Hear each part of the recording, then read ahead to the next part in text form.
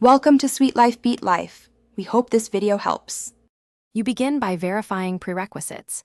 Confirm the JDK version and its file system path so IntelliJ can reference it. Open your project now and go straight to Project Structure. This is where the SDK link happens. Once done, select the SDK pane and choose Add to register a JDK. Make sure plugins like Maven or Gradle are active because build tools influence which SDK modules IntelliJ exposes. Next, add and configure the SDK itself. Click Project Structure, SDK, then Plus and pick JDK or Android SDK. Set the home path and a clear name so you recognize it later. Attach source and documentation to enable code navigation and quick actions. Once configured, assign the SDK to the project and any individual modules. This ensures compilation and code insight match your runtime. If using Gradle, refresh the project.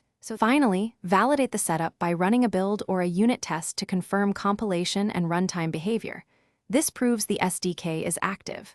If something fails, sync Gradle or Maven and rebuild IntelliJ caches because IDE indices often cause false errors.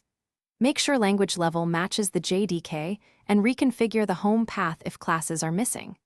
If problems persist, invalidate caches and restart. That usually resolves stale indices and restores correct code completion and imports.